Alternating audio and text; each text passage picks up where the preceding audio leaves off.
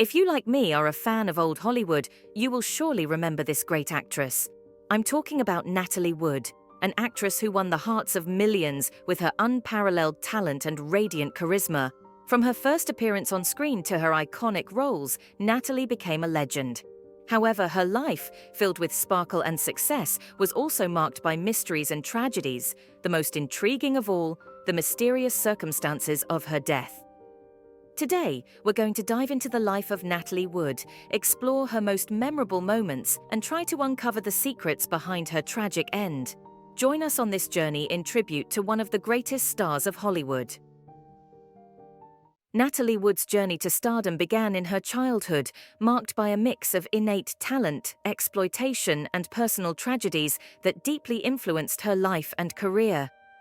Born Natalia Nikolaevna Zakharenko in 1938 in San Francisco, the daughter of Russian immigrants, Wood was thrust into the world of show business by her mother, Maria Zudilova, a dominant figure who dreamed of turning her daughter into a star. Natalie's mother was motivated not just by ambition, but also by an episode in her life where a gypsy predicted Natalie would become a great star, but also warned to beware of dark water, which sadly foretold her tragic death. Wood's father, Nicholas Zakharenko, worked as a carpenter and came from humble beginnings, contrasting with his wife's ambitions for stardom for their daughters. The family moved to Santa Rosa, California, where Natalie was discovered by filmmakers during a local shoot. Her early talent caught attention, and she soon began her career as a child actress. At 4 years old, Natalie made her film debut, and by 8, she won a co-starring role in Miracle on 34th Street, establishing her as a promising child star. As Wood was a minor during her early years as an actress, she received her primary education on studio lots wherever she was working, complying with California law requiring child actors up to 18 years old to spend at least 3 hours per day in the classroom. Wood stood out for her intelligence and academic excellence, especially in arithmetic, which earned her praise from prominent industry figures such as director Joseph L. Mankiewicz, who considered her the smartest child he had ever worked with. Despite feeling guilty about the film crew waiting for her classes to end, Wood would rush to the set as soon as she was released, demonstrating her dedication and professionalism from an early age.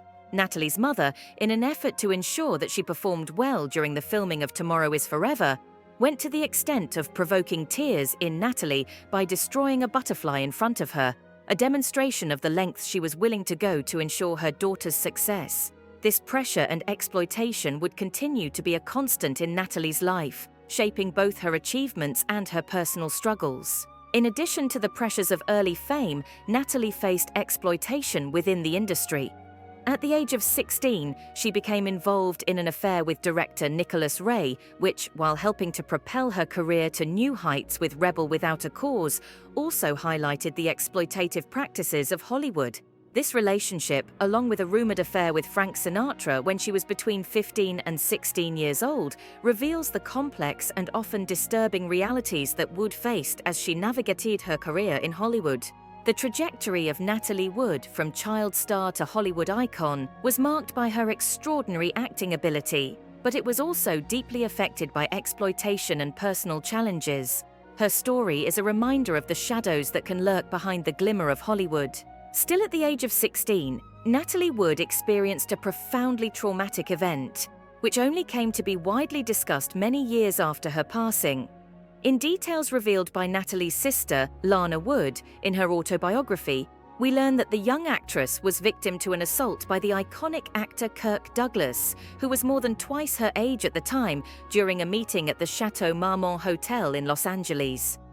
This meeting had been organized by the girl's mother, Maria Zakharenko, in the hope that Douglas could help boost Natalie's career. The night left deep scars, with Natalie returning to the car visibly shaken and disheveled, signaling that something terrible had occurred. The truth about that night would only be shared between the sisters years later, when Natalie confided in Lana what had happened, revealing Douglas's name. The silence about the incident reflects the fear of reprisals and the potential damage to Natalie's career, a grim reality about the culture of abuse and silencing that was prevalent in Hollywood at that time. The story gained notoriety after Douglas's death in 2020, when Natalie's name began to circulate on social media in connection with him, illustrating the complex power dynamics and the difficulty of seeking justice in cases of sexual abuse in the entertainment industry. After the tumultuous events of her youth and the aftermath of the violence she endured, Natalie Wood found a way to channel her experiences through her performances in films that would leave a mark on the era. In 1961, she shone as Maria in West Side Story, a musical directed by Jerome Robbins and Robert Wise that not only achieved box office success and critical acclaim, but also allowed Wood to express the restlessness and alienation of American youth in the 1950s. This role, along with her performance in Rebel Without a Cause, solidified her image as a symbol of troubled youth, reflecting the social tensions of the time through the lens of modern allegories inspired by Romeo and Juliet. Although the sung parts in West Side Story were dubbed by Marni Nixon, Wood's acting in this film is still celebrated as one of her best. Wood's skills were not limited to dramatic roles. She also showcased her talent for comedy in 1965's The Great Race and explored her Russian heritage by speaking Russian in the role of Maggie Dubois. By the age of 25, Wood had already been nominated for an Oscar 3 times, an impressive feat that would only be surpassed years later by Jennifer Lawrence and Saoirse Ronan. Despite the commercial success of many of her films, Wood faced varied criticism over her acting.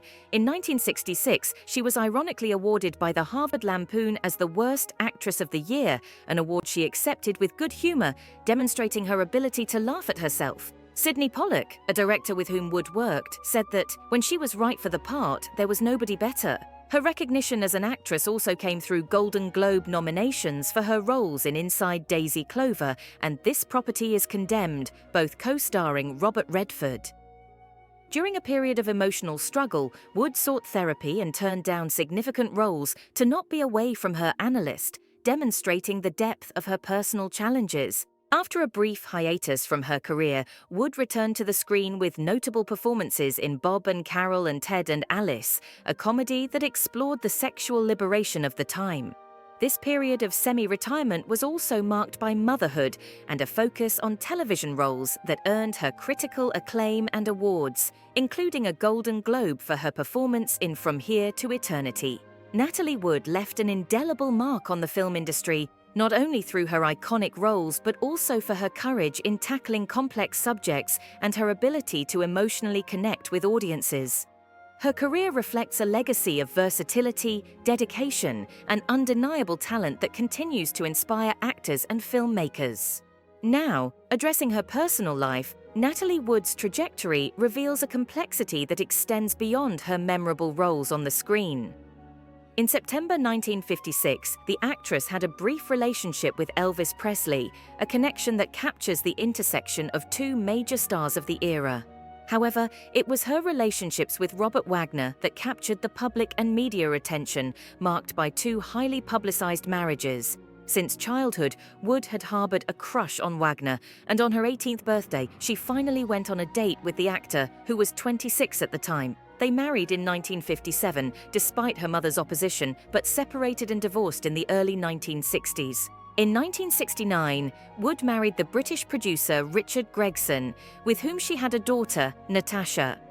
This marriage also ended in divorce after Wood discovered an inappropriate conversation between Gregson and his secretary. Despite her family's attempts to reconcile them, Wood went ahead with the divorce. Interestingly, Wood resumed her relationship with Wagner in early 1972, and they remarried a few months after reconciling.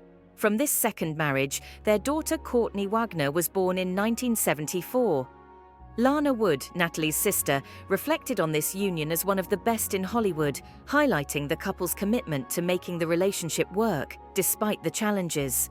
They remained married until Wood's death in 1981. These aspects of Natalie Wood's life reveal the dynamics of her personal relationships and her search for love and stability amidst the pressures of a successful career in Hollywood.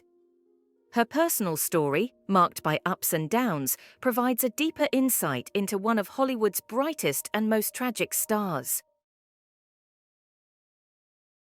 It was a cold November night in 1981. The yacht Splendor was gently rocking on the dark waters near Santa Catalina Island, California. On board, 3 adults: Hollywood legend Natalie Wood, her husband, actor Robert Wagner, and actor Christopher Walken, Wood's co-star in the film Brainstorm. Natalie, with her radiant beauty and unparalleled talent, could never have imagined that this would be her last night. What happened in the following hours remains one of Hollywood's greatest mysteries. The next morning, the unthinkable happened. Natalie Wood was found dead, floating in the icy waters of the Pacific Ocean. She was wearing a red coat and a flannel dress, a sight that shocked the world.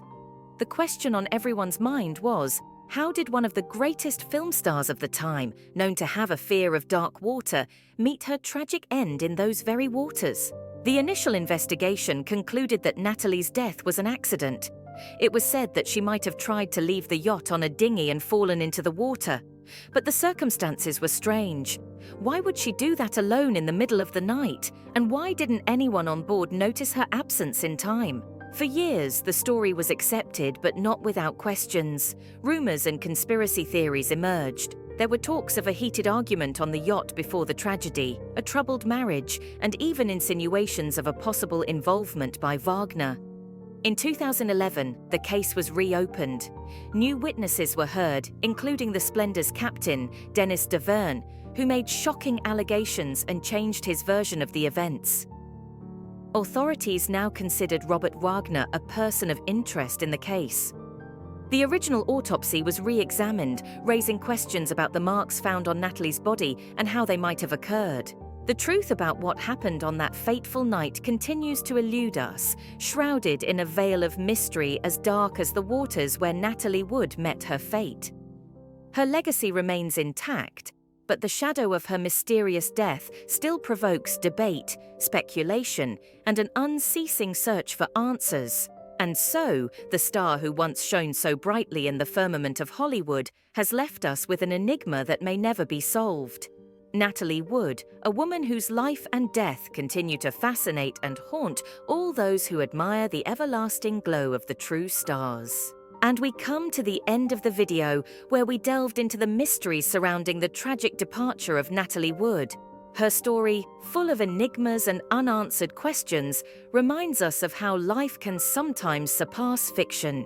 If you are intrigued and want to continue exploring mysteries like this, don't forget to leave your like, subscribe to the channel, and activate the notification bell so you don't miss any of our videos. Thank you for joining us on this enigmatic journey. Until next time.